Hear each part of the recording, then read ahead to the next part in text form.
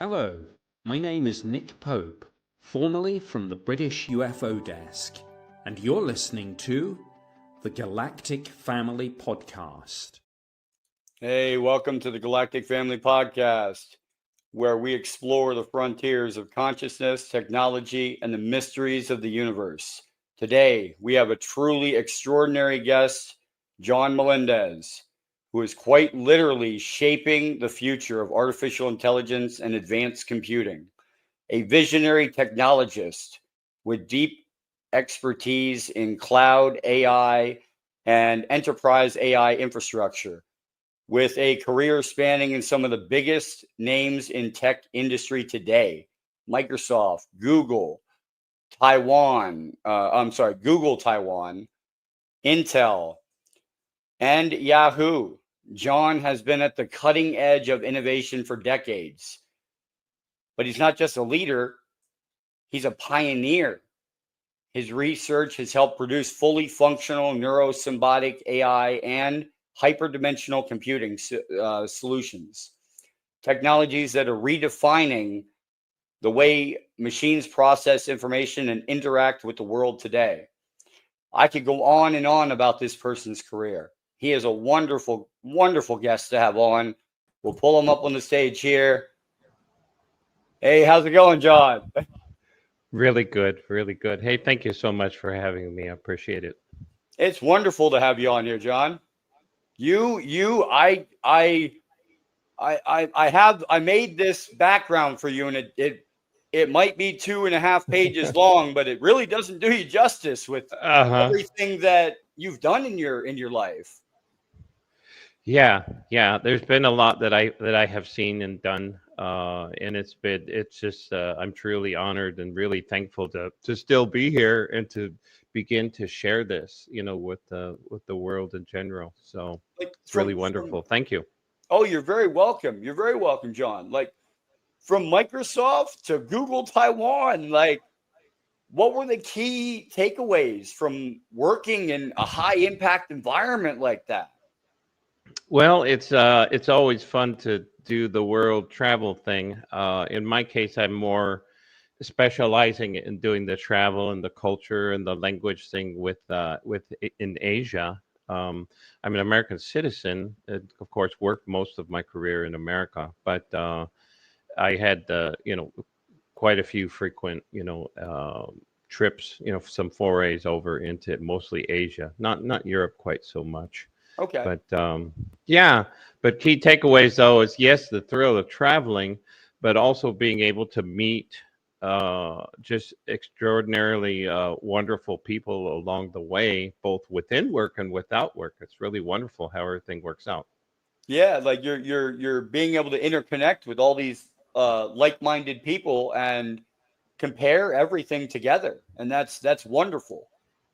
Like, living and working in Asia, like, and your time in Taiwan, Singapore, China, it shaped how you approached, did it shape it how you approached AI and how you enterprise it? Well, I would say the bulk of my work, is regarding the enterprise IT and the AI and that kind of thing. And beyond that is in the work environment, it's been mostly the regular stuff that you see, on the commercial landscape. But because I've been able to run across some really wonderful people, several engineers in the recent couple of years, regarding on the AI front, that's been really fortunate, and because I've always known that the way technology is being done, at least in the commercial side, there could be so much more to it, and I think one of the things that I think people in general are starting to realize is that there's a lot more that could be done for, like, people on the street, instead of doing it just for big business only. Yes. We could be doing the AI thing, in such a way where it would benefit people on the street, even people who are not really technically adept. So we do see a lot of different AI offerings that do show up. But those are still very much developed by the people who are coming from an engineering mentality. So, but we're seeing stuff coming out more on the creative side. Thank goodness. Yeah. Yeah, I know. That's wonderful too, because you got to have creation. You got to have a creative mindset. And I'm still looking at your. Mandarin skills. Like, Mm-hmm. how did that influence your career and your ability to collaborate globally? Like that must have had a huge impact, Mandarin. Yeah, it really opened up a lot of doors for me. I've been working for more than 20 years as a technical writer. And so that's what the main brunt of my career is. So I'm actually, I think like an engineer, but I'm not an engineer. So, yeah. But anyway, as far as the Mandarin part goes, that was, that was what I graduated with it from University of Arizona with a degree in Oriental Studies, specializing in Chinese language. So now the whole Asian thing and Chinese culture, Asian culture in general, that started from childhood. Watching. I've got to say I'm mostly thankful to the Kung Fu series of movies, starring David Carradine. Of course, there's also Bruce Lee, but the fascination began at a very young age. But as far as opening up doorways into the career part, it's been very helpful because I forget where it was. There's this huge. I forget what the exact number is, but I think there's like something like close to half the population numerically of the planet who speaks some form of Chinese, and the standard dialect is Mandarin Chinese. So I did not know the that. one that I learned. Yeah. There are some statistics to that. So it's numerically it's like it's the one language that gives you access to so many different people. Yeah. All right. Which project or role do you feel made the biggest industry impact? I would say there's a couple of them, but more recently I was working with Microsoft as a contractor for close to 3 years. Okay. And so they were offering, at that time, they were really pushing to put things onto cloud. And towards the end of those 3 years, recently up until like last year, there was, that's when, AI came out, with the Chat GPT, and that really exploded on the horizon. And then everybody else started coming in with their own AI offerings. But yeah, it seemed like everybody jumped on the bandwagon after the first one came out. Yeah. So it's been going crazy since then. I want to bring up somebody who I really admire quite a bit. There's a gentleman by the name of Cliff High. Okay. His first name is spelled CLIF with one F in it, but Cliff High. But one thing that he has stated in recent years is that we are entering the age of hyper novelty. It's kind of like a sci-fi world that's an element of sci-fi that's being introduced into our reality. And it's that is absolutely true. We've been seeing that all across the planet, with not only with the AI, but it seems to be filtering also across into, politics, especially is the most obvious one. All the crazy stuff going on with politics. There's different world events, but more recently also we've seen, stuff going on with literally everything, like the education system, the weather, commerce and trade and that kind of thing. So now as far as like the AI thing goes, it's it does, it does tie in with all of that, but there's still very much a work in progress. All right, this next one now, I'm gonna get into a movie I love. 1986, Flight of the Navigator. Okay. little kid connects to a ship psionically and is able to control it as he's inside the ship and is able to control it. Okay. Okay. It goes into my next question. Can you break down how Neuro-Symbiotic AI differs from a traditional AI model? And I think I hit it with what I said, but I'm not sure if I got it right. Okay. Yeah. So actually, it's the aspect of AI, of the neuro AI that I was doing my research and writing with was neurosymbolic. Okay. But you did mention a variant of it, which is neurosymbiotic, and Yes. so symbiotic implies that there's some kind of mutual relationship going on between whoever the person is and what we typically know as like AI or AI Yes. software.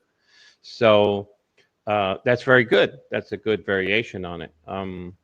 So the version that I was working on was the Neuro-Symbolic AI. I'm not going to speak at it, in heavy duty engineering terms, but basically it's a method of doing the AI programming where you're doing it's like a symbolism based programming where it's easier to deal with instead of drilling things down into the tiniest bits of code, that kind of thing. So it's more grouping things into symbols. Okay. And to put it in very simple words, so it makes it easier to do the programming. Now, the neural part, though, emulates the human brain, and how or not necessarily even the human brain. It could be, I'm sure that I know that I've seen articles out there talking about how we're trying to connect with the animal world and the flora and fauna, the plant world also. So it goes everywhere. And there's also a branch of AI that's exploring what's called biomimetics. Okay. So or biomimicry, which it means it emulates or imitates nature and finds a way to do things the way that nature does things, because nature is the original inventor and does things so well and so efficiently and really, really beautifully too. Oh yeah.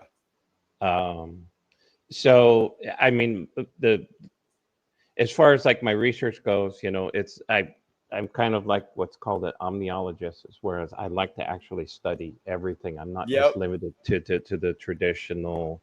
That's the same as me. Yeah. Technology stuff. Yeah. So, well, would you consider what would you consider Elon Musk's chip then that is in the head that can do like computer to thought, computer to thought transfer? the Neuralink. Yes. What kind of AI system is that? That's not symbiotic. That's just. Is it? What would that be? Okay, the original. I remember my reaction to it, as well as many other people's reactions, is that people considered that an invasive form. Okay. Of connecting with the AI, and for those, let me back up just a little bit. There's people have had in recent years what's for many people. I'm not saying for everyone, but for many people, there's been kind of like an awakening that's been going on, and a mass global awakening. And so, as when it's just like when a child is born, the baby, comes out of the womb and, gets smacked on the butt, hung upside down, smacked on the butt, gets the cord cut and everything like that. It's like a very traumatic experience, and it's really, so of course the child is like wailing and crying like crazy. Yeah. So with this awakening period for many people, it's kind of has a dark, a negative and shocking beginning. And Okay. in my case, it was also. Um, so we're starting to get into many people are starting to do the research into the negative aspects of what has been going on with our planet for literally for many thousands of years. But Oh yeah. there's different scientific reasons that you can go into as to why this is changing now. Basically, it's easy to say, in simple words, it's easy to say that the energy level across the planet is rising significantly, and it's causing people to wake up, it's causing their DNA to become unraveled, so that people are starting to become more cognizant. They're starting to understand what's been going on. So, um, as far as like the Elon Musk Neuralink thing goes, people are very quick to go ahead and look at what the negative aspects of that are. Yeah. And bearing in mind what I said of what's going on with the world, a lot of what was going on with the world was really super negative, and Oh yeah. it's horrifying I mean, actually. And I wouldn't call it negative per se if somebody that couldn't walk or anything or couldn't, do anything for themselves had this in their head and it helped them significantly. I wouldn't be, mad about that at all. It helped them. But let's say a person like me and you go and get it done and it burns out in our head and we lose half our brain. Like, I mean, that, you know what I mean? uh-huh. It Well, we're, it's just like in that, what you're kind of referring to is what happened in that movie with Keanu Reeves, Johnny Mnemonic. oh, yeah, yeah, yeah. Yeah, where he had a certain time frame to get, to upload the information, and then he had to get it out of his brain Yeah, well, before it. everything can be hacked, and I'm just sitting there thinking, you Hmm. have a chip in your brain. Yeah, yeah. But when you look at it, see, the lines are really becoming blurred in recent years, and like I said, we're entering this kind of sci-fi stage uh, in our reality. It's not just in technology only, but it's actually pervasive. It's like expanding outward into everybody's perception of how things working. Yeah, Um, yeah. So, and this would include like human consciousness and the integration of AI. What we were talking about with the Neuralink thing and all that. oh yeah, I think that is a kind of like a blunt force version of okay, integration with AI. So I think once people start to understand that at their actual own brain and their body is programmable also. Uh, so normally we think of hardware and software, but hmm, then there's another term that has to do with the brain, and that's called wetware. Wet like water. okay, So, hmm. well, all of that is can be programmable. You can program the hardware to, based on a control system, and the software, of course, can be rewritten. And then the wetware, which is a biological form of software, I guess you could say, that Yeah, could be rewritten also. And there's lots of different ways to do that. And oof. so with the Neuralink thing, like I said, that's kind of like a brute force method of doing it. It's where you're actually physically putting something into the brain or Okay, next to the brain.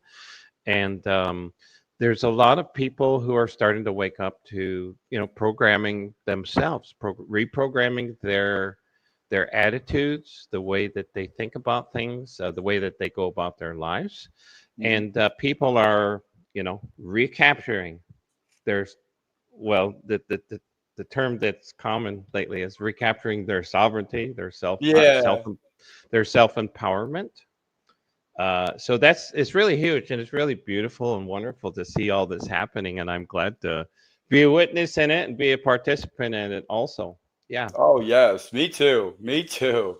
Um, with with hyperdimensional computing, Hmm. what real world applications does it have today? Now, with when I think of hyperdimensional computing, I'm thinking of computing that is able to be used to traverse wormholes because you're talking about hyperdimensional Uh computing. huh. Am I correct on that? Well, that would be one possible application, and I'm sure Wow. that as a possible application, at least in the public venue, at least Yeah, in public view. this is a theory, but I mean that it's possible. Yeah.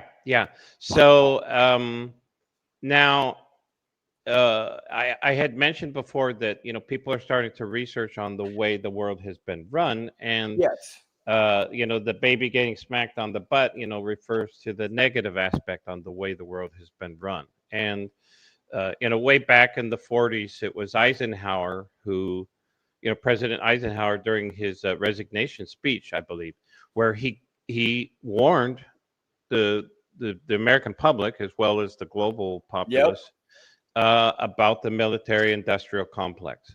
Yes. So, having said this, there's been literally trillions of dollars that have been circumvented and sent away into these dark projects, where they've done loads of different research into super high technology stuff, which would include the AI stuff. That goes, decades, that goes decades back. The AI, everybody thinks AI is relatively new. It's actually, it has been developed according to a lot of truth tellers and whistleblowers in the recent decades. I believe it has. I do believe it has. Yeah. So the hyperdimensional computing, I've seen less content on the hyperdimensional computing part than there has been with the AI, in my research. But hyperdimensional, what's cool about it though, what's really good about it is that it's kind of answering into the science fiction, the sci-fi aspect of the woo that I've mentioned before. So so hyperdimensional, what's really nice about that terminology is that people equate it to multidimensional, which is what it is. So there's documentation that talks about hyperdimensional, but it's not just about the computing either, because with hyperdimensional computing, you can also send communications through the hyperdimensional realm. Yes, that's what I remember too. That is possible, and that ties in recently with all the discussion also about quantum. Wow. So at the through the different dimensions, and different physical,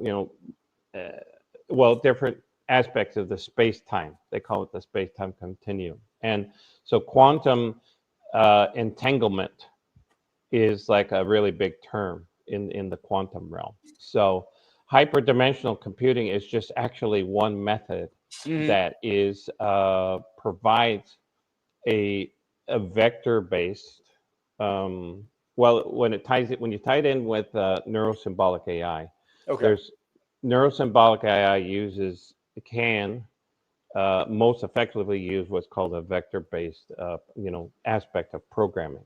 And so a vector, to put it in like simple words, a vector would be like like an arrow, like a data arrow that you program the AI to send out like a data arrow that is seeking out kind of like a special computation to perform a certain computation, and then come back with an answer that comes from wherever that arrow goes into. So the hyperdimensional computing aspect of it is that not only are you doing the computation in the regular realm that we're used to, which is like the 3D realm, the three-dimensional realm.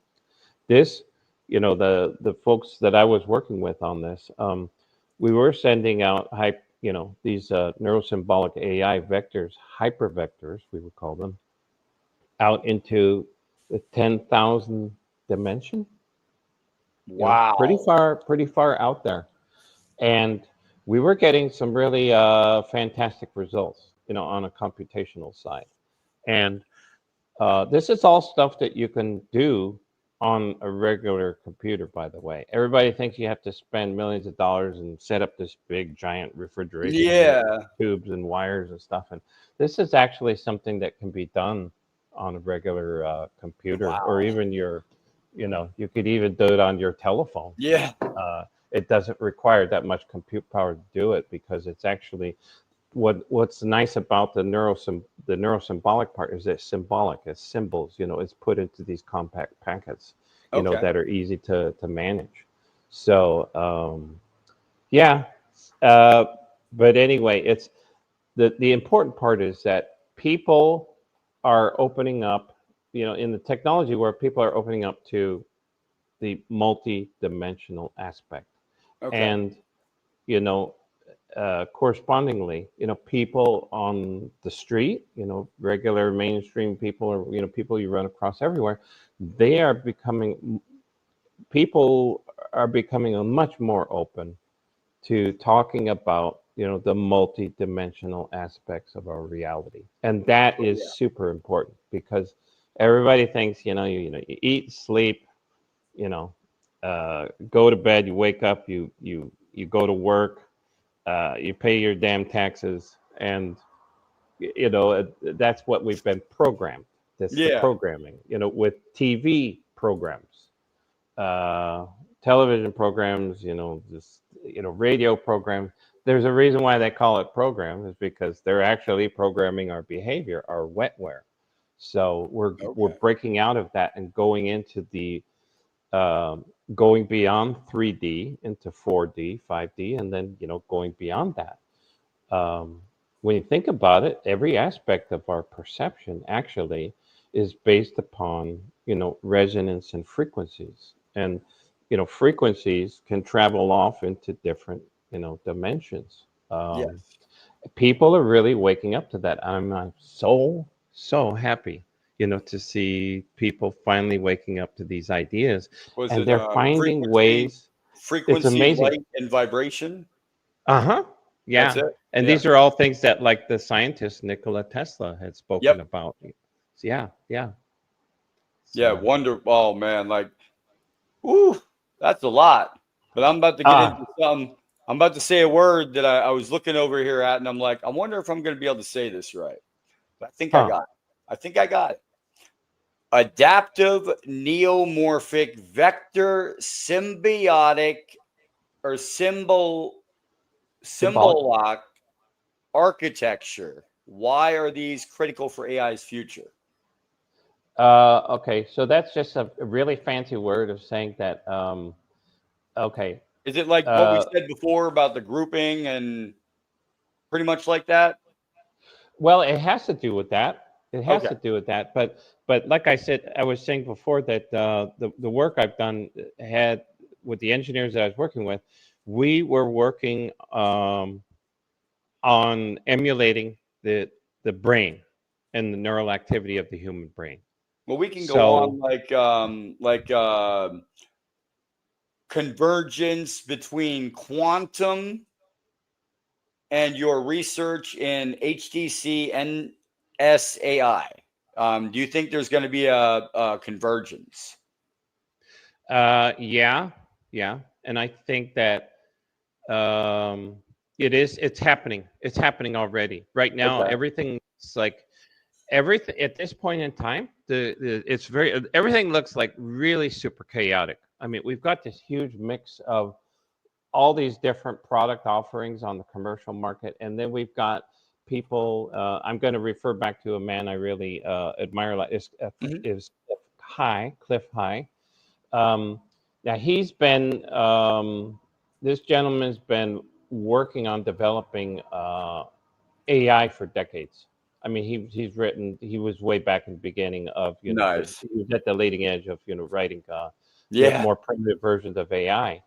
And so it's really interesting that, so the AI that he was working with has to do is like very much with predictive AI. So now when you're talking about time, we're obviously talking about different dimensions, because there's been a lot of talk recently also about a convergence among the people that are called like spiritual people. I don't like to use the word spiritual. I like to use the word awareness. It's like people are aware. Ethereal. Yeah, use the word awareness because when you actually become aware of these different potentials, Yes. then you're bringing in space, you're bringing in time, and you're also bringing in the aspect more recently of reality being a holographic construct. So Okay. so as far as like the HDC, which stands for hyperdimensional computing. Mm-hmm. So hyperdimensional computing has to do with the multidimensional aspect of computing. The Neuro-Symbolic AI has to do with a practical chunked fragment of data processing that could be used for practical everyday applications. The folks that I was working with, what we developed in the beginning was the ability to, as far as practicality goes, the software that we developed had to do with doing medical diagnosis. Okay. And we chose to begin doing a host of different applications that would help speed up medical diagnosis, but do it super accurately. And we were able to get it statistically to provide medical diagnoses that was even more accurate, than having a human being, look at an X-ray or something. Oh, And in this wow. case, it was like chest X-ray. Huh. Looking at a chest X-ray and then making a diagnosis on it based upon what the wetware up here from a doctor, was providing a diagnosis for. And Okay. but this Neuro-Symbolic AI, along with the HDC, the hyperdimensional computing, was able to do it like super fast and in different light wavelengths, to analyze it from infrared, regular light, different frequencies, and to do it super fast and to do it with a high rate of accuracy also. Yeah. But putting them both So, together is just like a giant supercomputer. Yeah, but it could be run, like I said, on your cell phone. So you don't Pretty need much. the. Yeah, that's I mean, crazy. these huge companies, they're spending all this money and building these impressive looking machines, and it doesn't need to be that extravagant, Well, no, in it's like many I was cases. told, this cell phone here has more technology in it than the Apollo, Yeah, the Apollo missions, and I was like, right. The Apollo what? spacecraft, right? I Hmm. was like, Yeah. that is crazy. But with AI, how close are we really to showing its true general intelligence? Because I've seen Elon Musk on all these YouTubes talking to an AI, and he says, are you conscious? And it says, well, yes, I am. And then it tries to argue with Elon Musk, and they're going back and forth. And I don't understand. Like, is it generally conscious or isn't it? Like, are we there yet? Well, I'm going to have to say that it depends on what you accept as the definition for consciousness. Okay. So now, intelligence, definitely, yeah, intelligent, okay. Yes. But consciousness, that's a different aspect that a lot of people are really worried about. So, and like when I say the word worried, that refers to the negative aspect. I mean, we've been programmed as a society to react to things, at least initially, to react to things from the negative perspective. And so there's been a lot of fear and stuff that came out with the emergence, or the recent emergence of AI.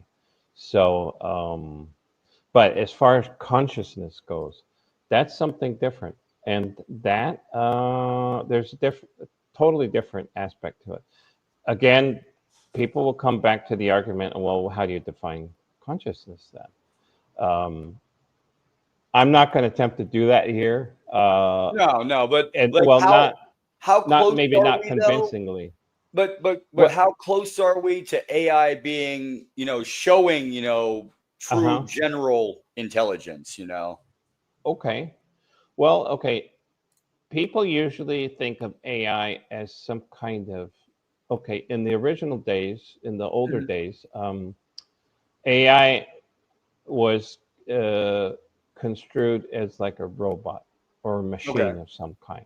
Okay, so on the one side we've got an artificial machine, and on the other side we've got these biological machines. In Hmm. this case, we've got the body. We have the human body, which is kind of like could be used. I'm sure it's been done in the military-industrial complex. It can be used as a body, a biological construct, Like a vessel. which is like a vessel to contain a consciousness.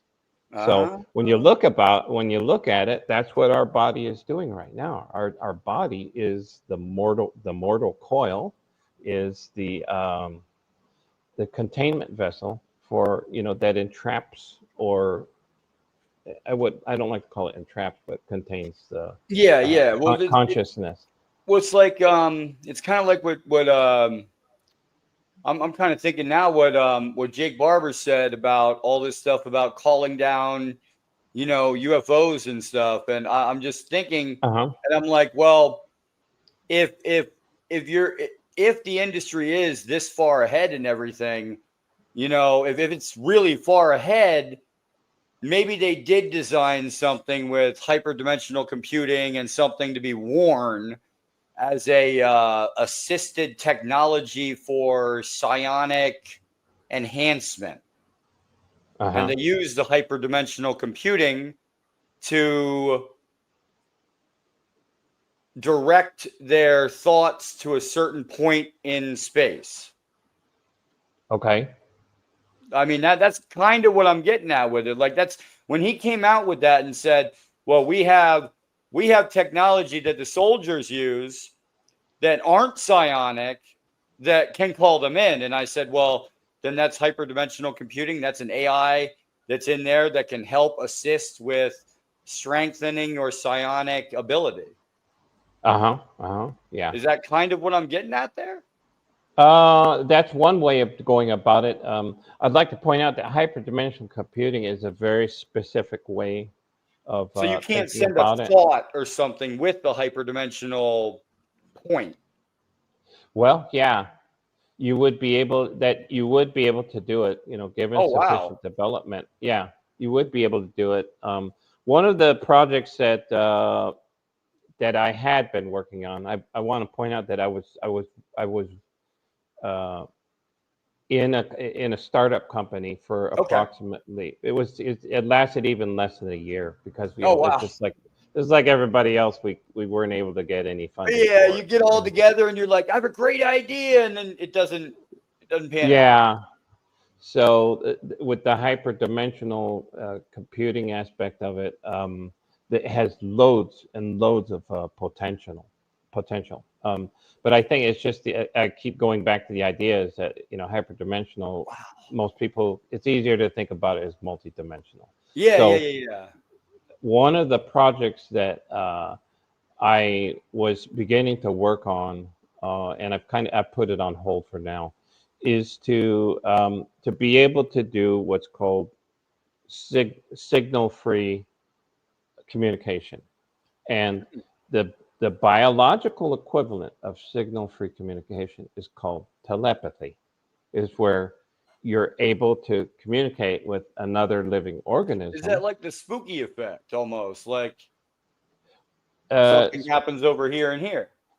Take one yeah, apart and it.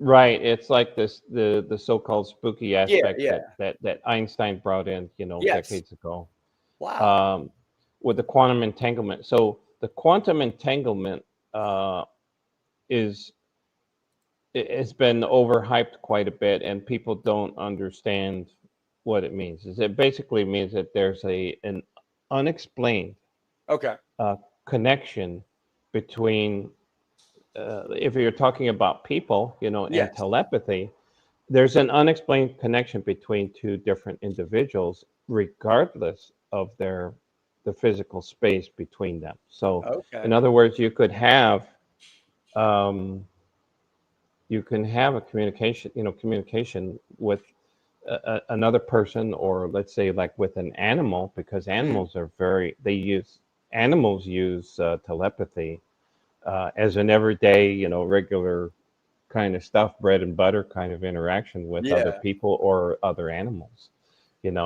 And so that's the biological version of it. And so one of the things that I was looking into was how to find a way to do it more on the hardware or computing side.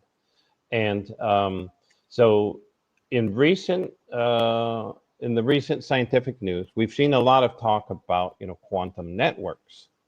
And so they're saying, oh, quantum computing is really big. And then now that they've really hyped up the quantum computing thing, then they're saying, oh, well, we need to figure out how to use quantum computing on a network. So they're using quantum computing communication, the data transfer, on a regular network. And basically, all they're doing is just like They're dumbing it down. They're dumbing it way down. Yeah. They're using existing infrastructure that they already spent billions or trillions of dollars on. Yeah. And they're just trying to find another way to milk money from these big companies and from people. Yep. And and I keep telling you, just let's skip ahead and do the pure version of entanglement, which is something that has been discussed a lot by the International Space Federation folks. Yes. And there's the Nassim, that's led by Nassim Haramein. And but basically, one of the things that there's a term that they've been using recently is called the quantum vacuum. And basically, it's like the quantum vacuum can be equated to what was spoken of in previous decades as the fabric of reality. Is that there's some kind of fabric or a matrix. So like that's what was zero point energy. That has to do with it too. Yeah. So that's what's really wonderful about the Matrix series of movies, is that there was some kind of holographic artificial construct. Yep. Yeah, that is available to us, whereby we would be able to write the programming to create the reality that we're experiencing right now. Okay. And a lot of people are like going, that's absolutely impossible. Well, that's what we've been programmed to believe, that it's impossible. And I tell people, people about this all the time, is actually, they say, well, we can't think about the future. We can't see the future. And I said, not entirely. I said, if you're walking towards a corner in New York, you don't see the car that's coming at you fast from the corner. You hear it. And what does your body do? It automatically goes into thinking mode. What is going to happen if I cross this street and I hear this sound? I'm going to get hit. So automatically you're, I got to stop for this car. But you didn't see it, but you heard it. Is that kind of it goes even in the future? You stop before you get hit by the car. Well, that's within the constraints of the regular, five senses, that we have. Yeah. What I'm talking about goes beyond that. Is that there's extra sensory, extra sensory perception. So, like you're talking. There's like an experience I had once. It's really related to what you were just talking about, the approaching car in New York. Yes. I remember driving along some country road, some years back. I was just driving along out in the countryside, and I just had this, it was like a command. It was like a reflex, just saying, slow, way down, like right now. And so I did. And then a couple of deer ran across the road right in front of me. So if I had proceeded, with, my regular speed, I would have hit them. Okay. And, in a small passenger car, it would have been, devastating, to all of us, the deer, the car, myself. Yeah. So now that was an intuition-based thing. A feeling that you get. Yeah, it's intuition. So intuition. Yeah. Yeah. So this brings in, so intuition is the human version of, let's say, like a quantum entanglement sensor. Okay. It's like a quantum. There's a lot of talk in the commercial realm about quantum sensors are the future. And well, okay, intuition is the biological, natural, regular human, or if you want to call it human, awareness-based ability to do the sensing and detection. And, you're able to respond to that. So, Okay. yeah, and people are getting more and more tuned with their intuition. They're getting in tune with the gut feeling, with how they feel about things. And it's interesting that we bring up the word gut now because there's a lot of discussion also in recent years about the gut, being the second brain of the Yes. human body. Where the brain, the regular brain up here in the head, Mm-hmm. is engages in a lot of mental and cerebral activities. It's down in the gut is where we Yeah. have a lot of our intuitive based functions in our life, and it also has to do with the autonomic processes, and a lot of it has to do with the autonomic things Mm-hmm. that are happening. Auto means automatic, Yeah. and nomic means name or word or name. So it's self-naming. In other Mm-hmm. words, it names its own specific function. Huh. So we have this intuition that ties in with these wonderful autonomic functions of our body, and intuition is like a part of that. And it's just absolutely amazing, how to look at the human body and the human being as this one large gigantic computer, but it's a biological computer. And I don't want to reduce everything down to like AI and Yeah. computers only. This is actually magic. It's Yeah. really beautiful, and it's so beautiful. It's so It beautiful to is. see people waking up to all of this. The quantum entanglement, and these are just words that specifically point out over and over and over again about how wonderful this reality is becoming. The sci-fi aspect of it is coming into play. And it's Well, it's like I said, it's no more sci-fi than that Flight of the Navigator in 1986. yeah, That movie was all about psionics and controlling a ship with his mind, and a little kid riding around right, on this living spaceship. you right, know right, and now we right, come out and people are coming out saying I was on a living spaceship, I'm doing yeah, psionics, I'm doing this, and it was already out, it already came out. It's just like uh-huh, they give you little tidbits and pieces through the years. Like here's another one: Close Encounters of the Third Kind. At yeah, at the end of it, you see there's Hynek right there. They pan around and you see all the scientists, and right there is Hynek, Project Blue Book scientist, sitting there on the hill right next to the director as they turn around and they see the ship again. And I'm like, uh-huh, that's Hynek. That's Project Blue Book. He's on the set.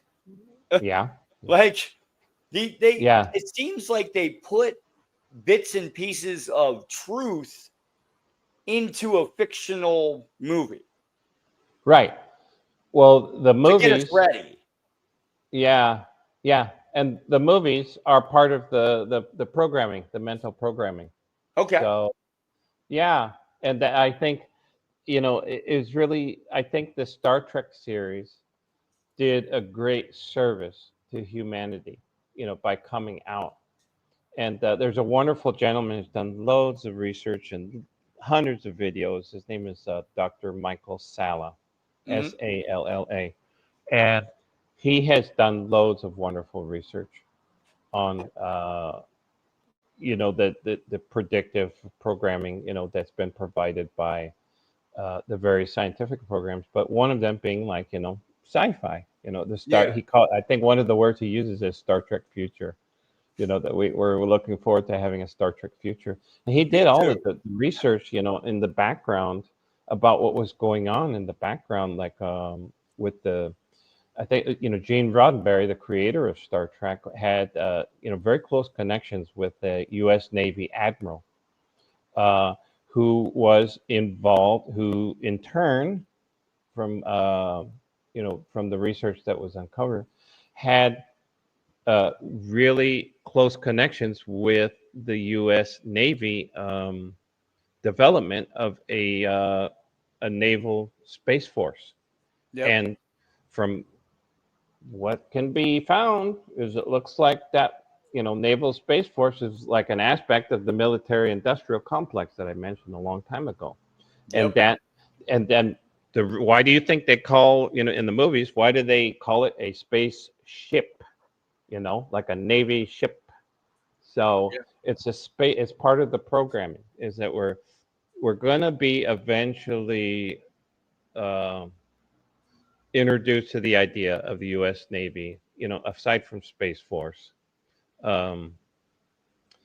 having already sent ships out there. And there's been plenty of the military-industrial complex super soldiers who have already spoken about the loads of Navy spacecraft have gone out there and are actually still out there patrolling within the solar system. The U.S. Navy's solar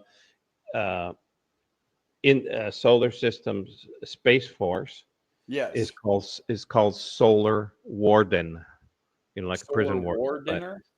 Solar Warden. Solar like you have a prison warden or a game warden. Someone who is someone who protects a ward, an area. And so the U.S. Navy has, according to a lot of testimony and a lot of research, has a group out there called Solar Warden. Wow. Now, there's a group of U.S. Navy, there's a fleet, supposedly fleets of U.S. Navy vessels outside of the solar system. It's called Solar Radiance. Huh. So this was discussed by many different super soldiers.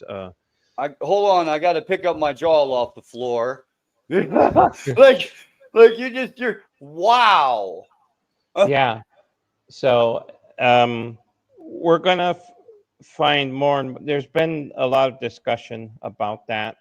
The discussion could go a couple of ways, I think, in the future about this fantastic woo-woo kind of stuff. Yeah. There can go, people, there's going to be a contingent of people who go into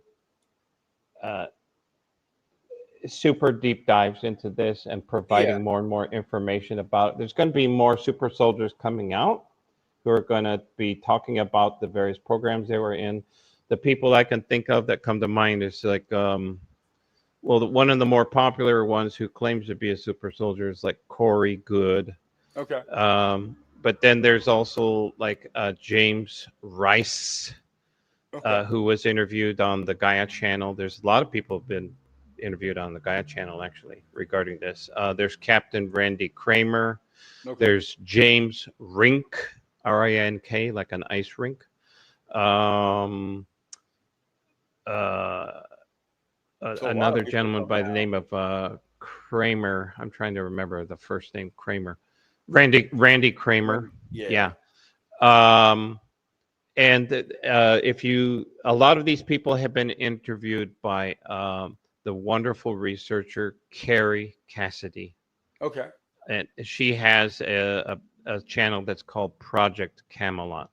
And so Carrie Cassidy has, on Project Camelot, she has done loads of interviews with these people who were in the secret space programs. There was more than one, by the way. Oh, I understand that. There was the Navy one. There was a German version, which was really very dark. Yep. It was called the Night Weapon, which, well, in English it translates it to night, like a night weapon, but it's called Nachtwaffen. Okay. Nachtwaffen, the night weapon. Nachtwaffen. Nachtwaffen.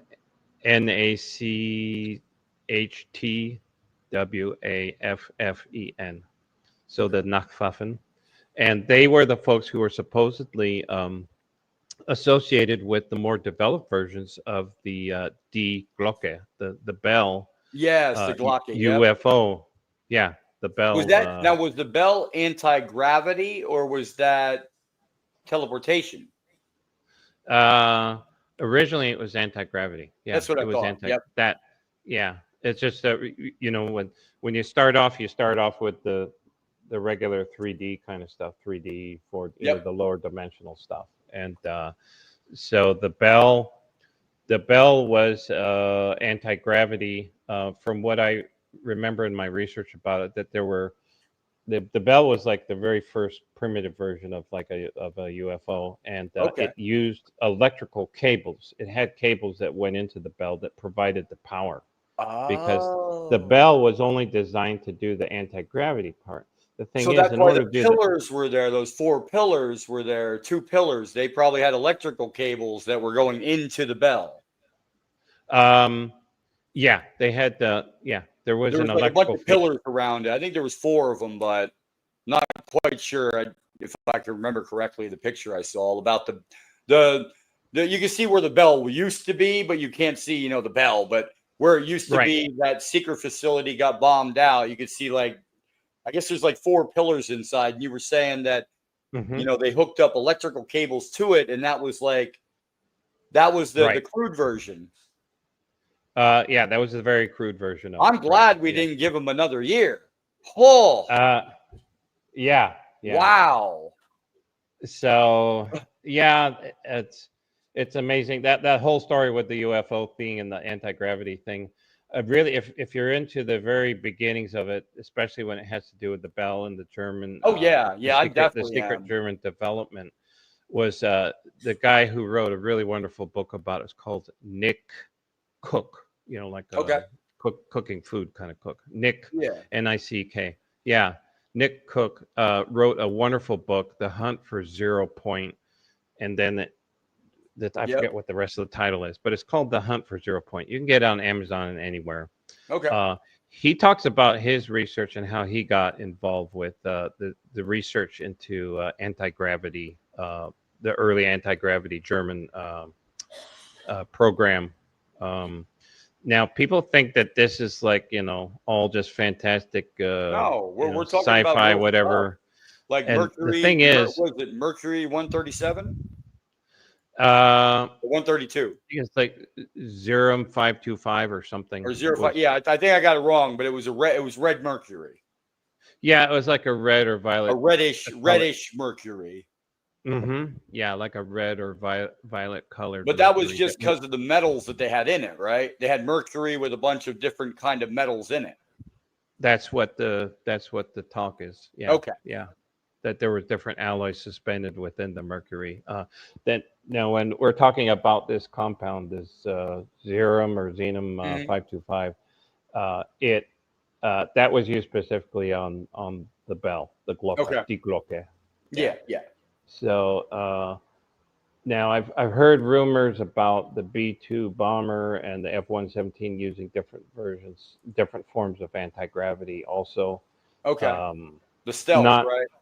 Not surprised at all to hear about that, or that it would actually be having been done. But that's kind of like, I think what I found out from the stealth was that they're using some kind of electromagnetic plating on it to scramble radio signals. Yeah, that could be like an extra side benefit of it. Yeah. Or radar signature to reduce the radar signature. Yeah. I'm really into everything. We can go all the way back to Mesopotamia if we want, or Aztecs, or we could talk about anything. I could talk to you here about, let's see, the Vril Society. That was I forget her name, Madame Orsic or Orsic. Yeah. So I tell you what, we've been talking for over an hour already. Why don't we I mean, we could go on for literally weeks, with Oh, the I amount of know. I stuff could talk to you forever, man. Like this. Yeah, We usually, but you want to go for like a half an hour more? Because usually my show's about an hour and a half, and that's it. oh, okay. Yeah, sure. Yeah, that's fine. Just half hour So, more. okay. The Yeah, it's just structure I don't want to lose balance. people's attention with the attention span and stuff. So, Yeah, I know. I know. so you were just talking about Maria Orsic. Uh, Yes. yeah, and there's a lot of talk about her, a lot of research about her. I mean, definitely looks like she did exist. She was the early pioneer in this era. Let's say Okay. it this Yep. way: in this era's early pioneer in uh, the anti-gravity research and Okay. development. And so she was active in the 1930s and 40s, and she was stationed. She did most of her stuff out of Austria, Yeah. and she was a psychic medium. She was a person who really used her intuition to tune in with whoever or whatever her intuition put her in touch with. Yeah. And I believe she's associated. If you want to talk about ETs, I believe she was associated with the uh, Andromedans. I think it was the Andromedan folks. I I'm not sure starts with the exactly who it was. I know she start was in with touch with somebody. and not. I know Jeff Collier, Mhm. who's also a really wonderful person. He's associated with the Andromedans. So but the Andromedans that he's associated with, they're more on the positive side. Where with Maria Orsic was associated with not Andromedans, Antarian. It starts with letter A. I forget. Anyway, but she was channeling messages that were coming from this group of ET folks, Okay. and and the information that she received from them was how to build an anti-gravity spacecraft. And so she did that research, and apparently she was successful because there's the the the reason why I put a lot of credibility towards her and her ventures is because there was a wonderful, wonderful gentleman, a senior aerospace engineer who's involved in a lot of NASA projects from the beginning. His name was William Tompkins. Okay. And so William Tompkins wrote a wonderful book called Selected by Extraterrestrials. Oh, nice. And, but that, and so there's people are going to be rolling their eyes at all this. And it's like, no, it's like No, it's not. this guy was real. This guy was a senior aerospace engineer for, um, I like, laugh at people I think like, when they come at people like that. They say, hmm oh, show us the proof, and it's like, well, I'm a 4-star general with this amount of time in the military in 30 years, and I know what aircraft are. And then they said, well, you didn't see what you saw. Well, what? right, right, right. And a lot of them have been inculcated. They've been institutionalized. They've been Mhm. provided with an institutional version of an education to do. They've been programmed. Yeah. Just like a I specific was in one of those hypervector. programs too, growing up, gifted and talented. Uh-huh. Yeah. Yep. Yeah. Yeah. So, uh, and that's you can't knock people for having their own special experience in their Yes. life. It's very they lend their gifts and their talents to us, but there's always that possibility, to expand, what you have to offer, or what you have to learn. Well, let's And talk about some of your talents.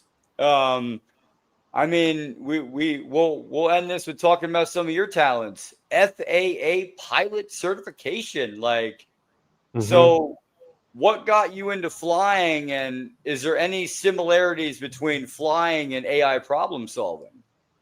uh, well, at least in the time when I got started up with with flying, back when. Is that no, not directly, but now, yeah, because Yeah. so I mean, back when I was in high school, I was like I was just a of course, a young kid, and I like many other people at the time. I was a kid of a child of divorced parents. So Yeah. I was out visiting my mom had me this one weekend, to hang around with, and go do fun stuff with this one weekend, part of the custodial clause, Yeah. after the divorce and all that. And one day, my mom was driving down this country road in Arizona, and we drove by an airport, and I saw this huge, gigantic, beautiful silver airplane, and I go, "Oh my God!" And Hmm. I said, "Mom, I've got to see that airplane." It's just like ugh. And so we turned into the airport and drove up to it, and it was a huge World War II era B-17 bomber. Oh, Uh, nice. and it was owned and operated by a group that was then called the Confederate Air Force. Okay. Now they're called the Commemorative Air Force. But I ended up working on that aircraft all throughout high school That's uh, awesome. for those 4 years, and it was just really fantastic. I even got to fly in it. They did let me take the wheel for like just a few moments, just to see Eh, I have flown a B-17. That would be so very cool. I mean, I've been up Yeah. on, I've been up on C5, C-130s, everything Uh-huh. like that in the military, but I've Yeah. never had a chance to fly one, even take it for a second, so you're lucky, man. You're lucky. Yeah. Yeah. I'm very lucky that I've been able to see a lot of really cool stuff. A lot of work on a lot of really beautiful aircraft. The B-25 Mitchell, the A-26 Intruder, Nice. the Messerschmitt 109, the small German fighter plane. Wow, what a Yeah. wonderful bird. The Yeah. Oh, Focke-Wulf man. 190. So you're really into like just fixing, aircraft like that too. Yeah, back then that's what gave me a lot of my introduction into the mechanical aspects of how things worked and all that. And Okay. so the Germans were really into super high tech in the mechanical sphere. So back in those days, and going back to Maria Orsic, they were so basically, as I understand it, Maria Orsic did her development of anti-gravity spacecraft. Okay. And what she uses as a power source, I don't know. That's something I haven't been able to find out much about. But the Yeah. Germans, of course, caught wind of her activities, there in Austria, being right next door, and so they came over and they shut her down. They did a crackdown on her. The bad Oh. folks, the Nazis. I don't want to say, I don't like to say Germans. But I mean, Germans. Most people associate during that era, with the Yeah. Nazi folks, and I don't want to say anything bad about German folks at all. I've got some wonderful, beautiful No, German me too. I friends. got So plenty of friends over there. yeah, so there's no bias in that respect. But No. so the Nazi folks, most likely under the direction of a really nasty guy called Hans Kammler, uh, and he's mentioned in Nick Cook's book. Okay. Nick Cook, found out that Hans Kammler was the head nasty guy Okay. in the Nazi faction who came over. He's most likely the one who came over and shut down Maria Orsic's development. And as I understand it, Maria Orsic's program was reopened, and I think the reason being that she had some kind of pull, some Okay. kind of influence where she was able to have her program reopened again. But I think it's also because there's a deep state or military industrial complex uh, method of developing something that William Tompkins also spoke about, is where you have what you do is you get one group of engineers or one group of scientists to develop. You get this one group of like 10 guys or Hmm. ladies, 10 people 10 people here, 10 people here. You get like 3 or 4 or 5 different groups, and they are all compartmentalized. They don't talk to each other. They don't know about each other, and you give them a project to do. Then you give the second group the same project. Then you give the third group the same, So you have this concurrent development in these fragmented projects. Okay. And what they do is they all come up with a different solution to something, to the same problem, or to the same whatever it is, like anti-gravity, let's say. And so anyway, and then what you do later on is you have them pass on all of their work and the results to some other group that puts them together and figures out how to takes the best out of all of those solutions and puts them together into a big chunky solution. And I think that's kind of like what happened with Maria Orsic, is that the bad, nasty Nazi folks allowed her to resume her work and to continue developing, what she was doing, while the Germans had already taken their carbon copy and they started developing it on their side. So, yeah. Okay. And All right. All of those scientists were brought over on Operation Paperclip at the end of the war. And they ended up over in what's commonly known as Area 51. Many of them there. Yep, I know all about Operation Paperclip. We talked about that a couple episodes ago. It was. I don't know. I still believe it was the wrong move to do, because these people did genocide, but it was like, but was it because we were at war? I don't know. It's still a toss up. I can't say either way because I wasn't alive back then. So I'm not there. I wasn't brought up back then, but it's like, but you going on, you've got scuba and avalanche rescue. Like, I have cave rescue experience with like rescuing people out of caves and stuff when they do stupid stuff. But you do scuba, right. Like what's some of the stuff you've seen like under the water that that just blows your mind? You've done some stupid stuff. Well, that was so by the time I was 14 in high school, I had pretty much done a lot of this different thrill-seeking stuff. Oh, okay, like the scuba, avalanche rescue, and right, yeah, wow. And very flying. adventurous.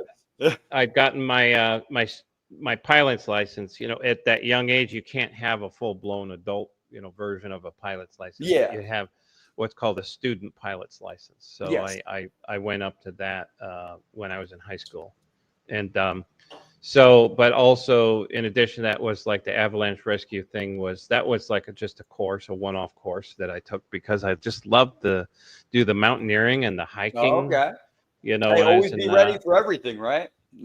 Yeah. So just to be a mountaineer, to be in good shape and stuff like that. So it's just it's the thrill of experiencing the world and this beautiful reality, this beautiful planet that we live on. So that was my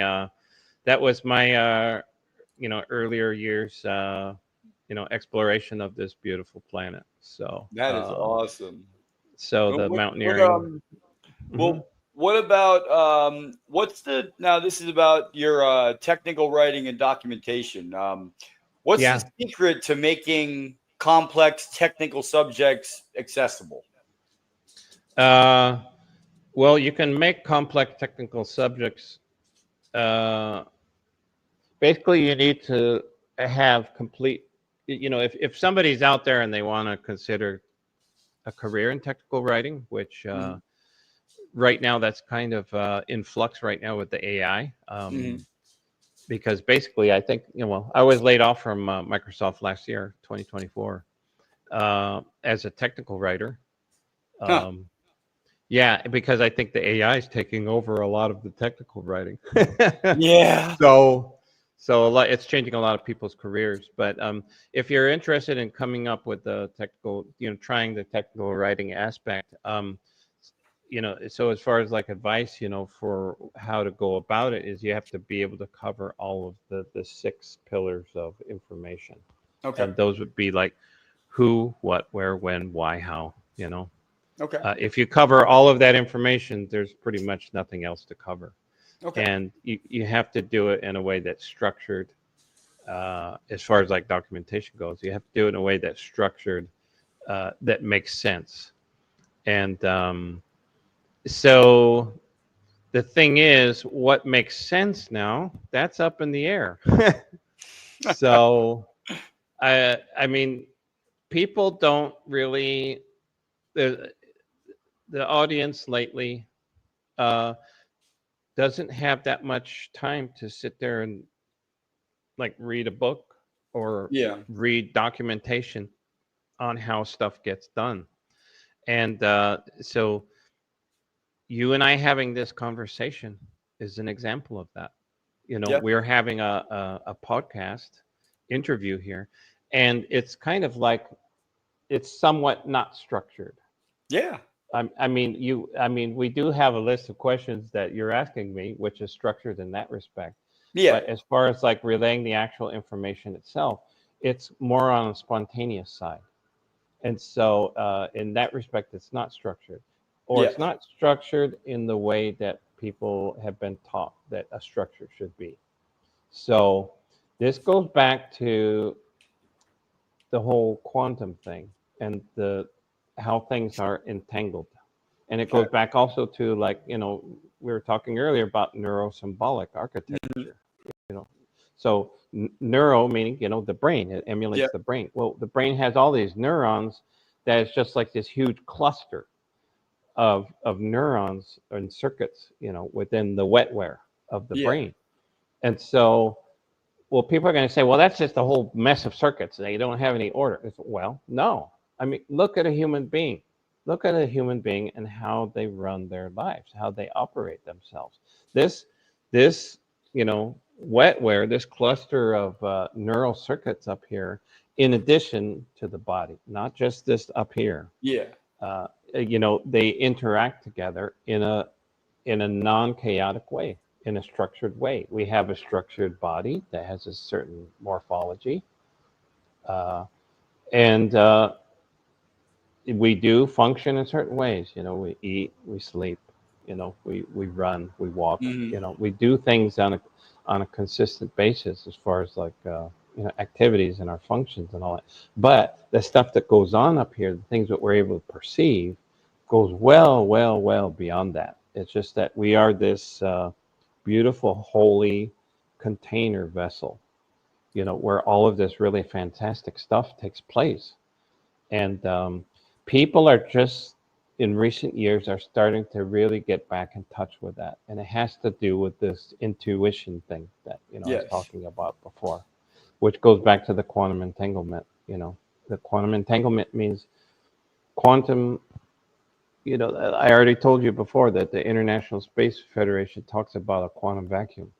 And the quantum vacuum is a place that's, other people call it the void.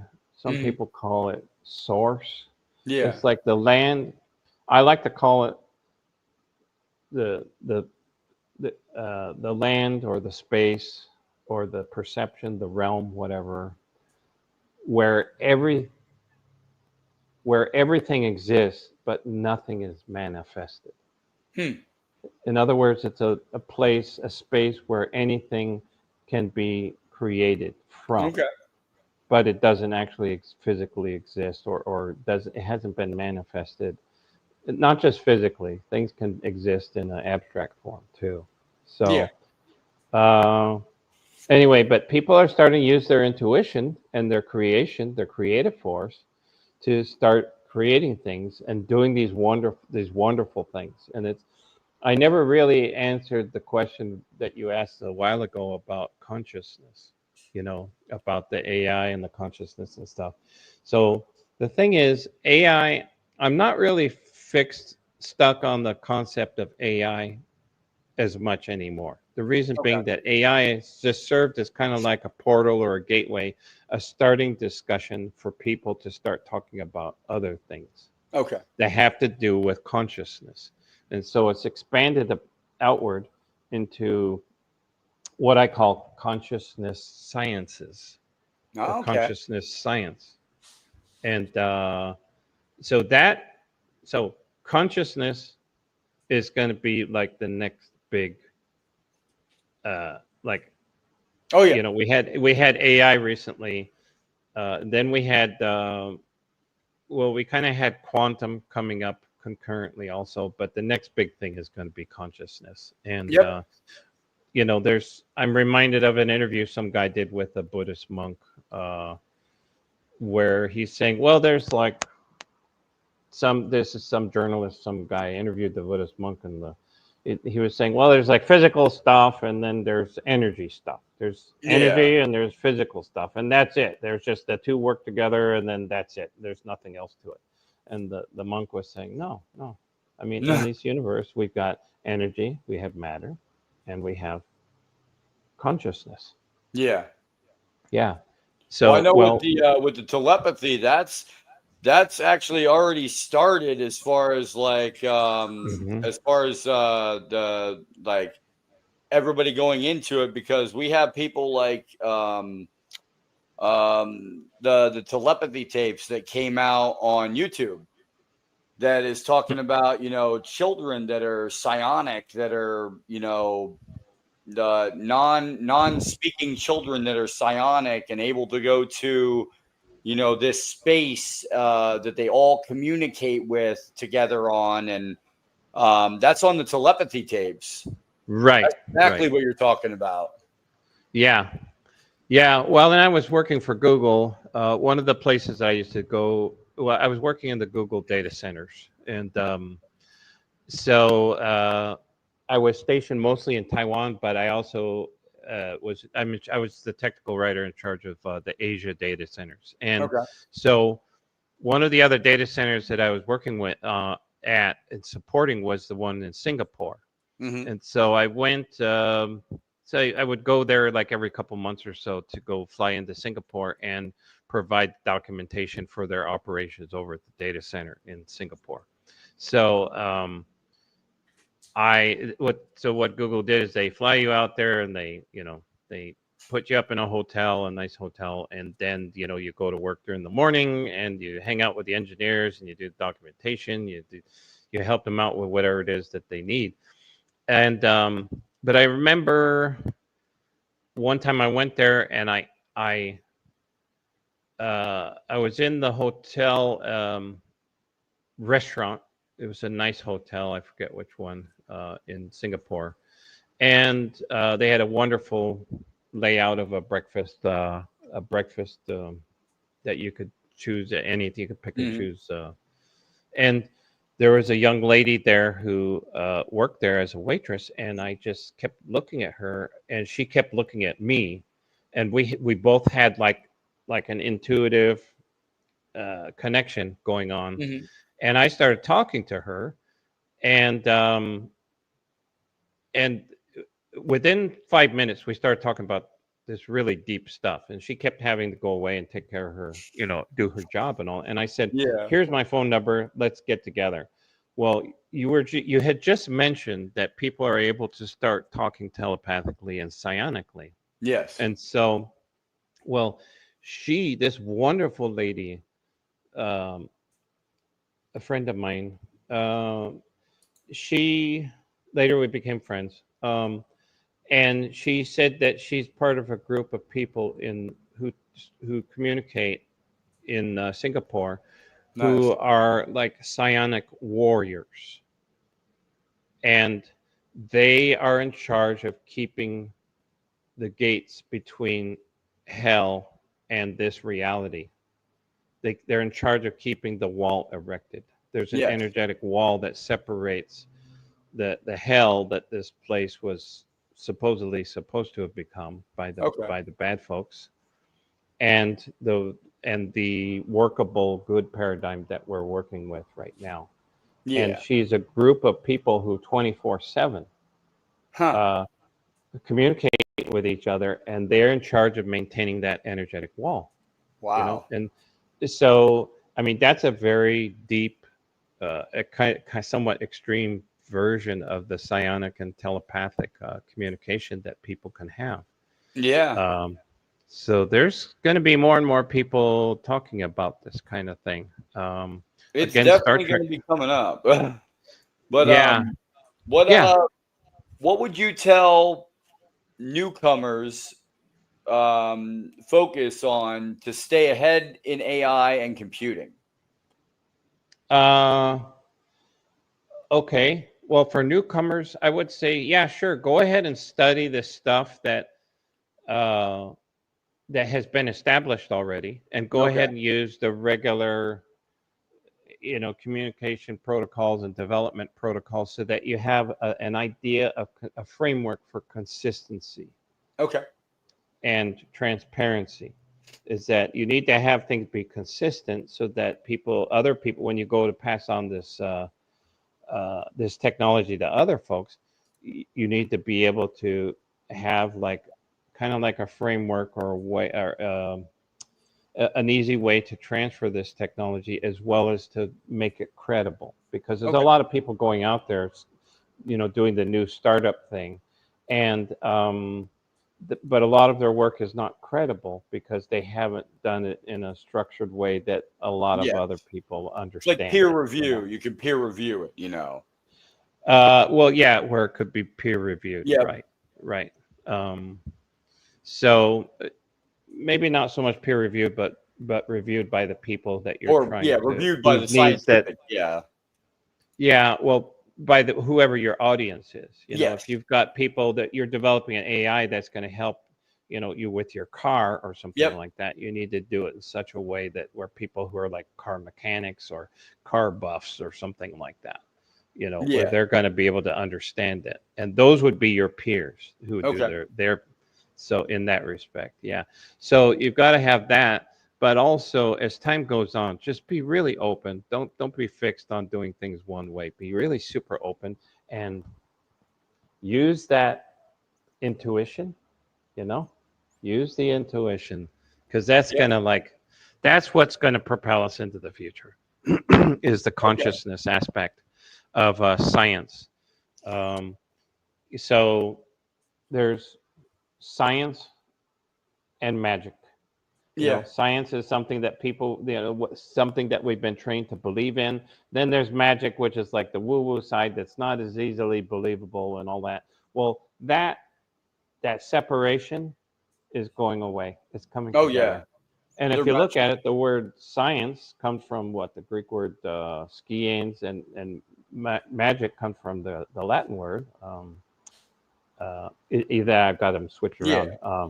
Which also, both of these words stand for knowledge. Yes. So one is a hard knowledge, the other one's a soft knowledge.